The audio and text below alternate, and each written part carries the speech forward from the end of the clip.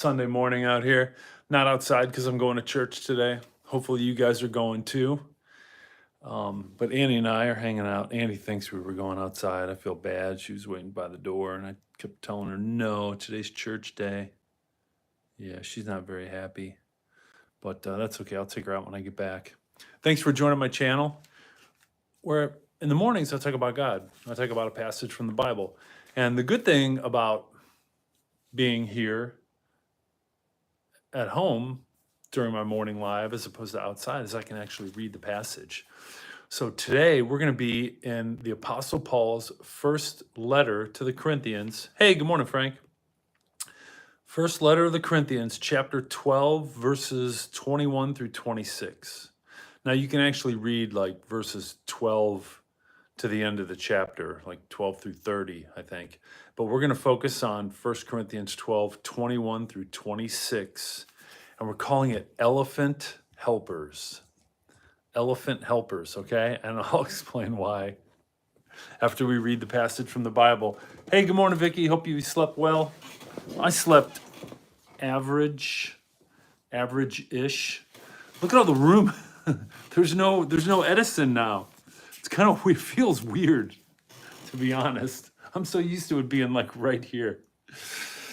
All right. Here we go. If you got a Bible, you can open it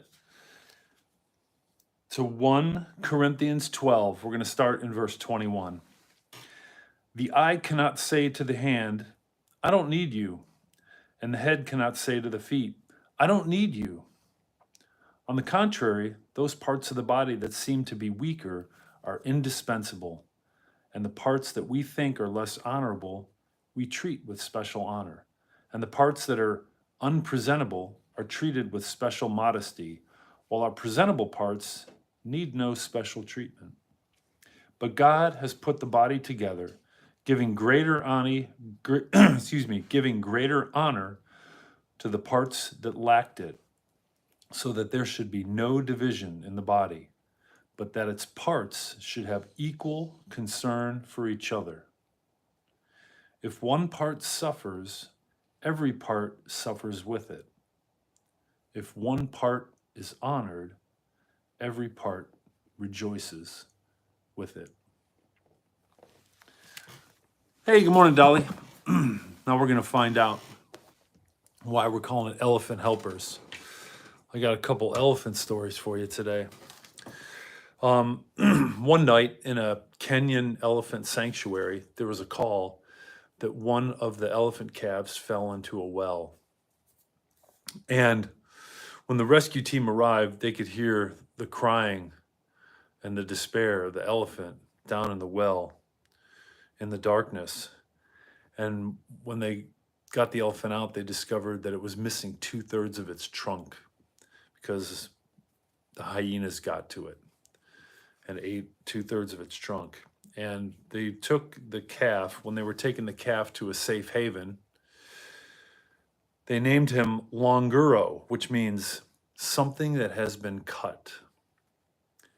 And though he only had 1/3 of his trunk, he was healed. He was actually healed. He was okay, and embraced by the rest of the herd at the sanctuary when he was brought back. So elephants innately know that they need each other. Now, there was a story about these elephants. They do know that they need each other and help each other. This just happened less than 2 weeks ago, I believe, in San Diego. Do you remember there was an earthquake, a 5.2 earthquake in San Diego? And in the San Diego Zoo, because there's cameras everywhere, as soon as the earthquake started, in fact, maybe a second or more before, they're not sure, they're studying that, there's an elephant calf, like a baby calf there in this in the area of the zoo. And as soon as the earthquake started, the adult elephants ran at the calf and surrounded the calf, got close to it and made a circle around it, protecting it until well after the earthquake was over and they felt like everything was going to be okay. So they definitely know that they need each other and protect each other. And this is what Paul is talking about in his first letter to the Corinthians, chapter 12. It actually starts in verse 12. So chapter 12, verse 12 to the end. I encourage you to read it. That we need to help each other in the body of Christ. Okay, that's why I'm calling it elephant helpers. He uses the metaphor of the human body and individual parts of the body to describe how God intends us, his people, to welcome all gifts from all people because all are needed for his body to function optimally. So Paul explains how unity in diversity is accomplished with this quote. He writes in verses 24 and 25, God has put the body together, giving greater honor to the parts that lacked it, so that there should be no division in the body, but that its parts should have equal concern for each other. So whether it's weak or strong parts of the body, whether it's our physical body or the body of Christ, the church, fancy or common, let's help each other like the elephants, okay? So here are my two questions today before I leave you. Yeah, it does sound like elephants are cooler than people. Hey, Charlie Collins, what's up? Here are two questions. When have you received help from the family of God? When have you received help from the family of God? And two, what will you do to help other believers today? What will you do to help other believers today? Hey, good morning, Jack. So that's what I have. That's the message today. Elephant helpers. Be an elephant helper today. That's my encouragement to you. And I also encourage you guys to go to church. All right? Go to church today. That's where I'm going.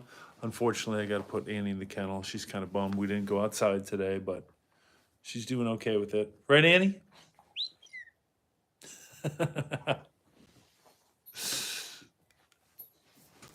All right, guys. Have a great day.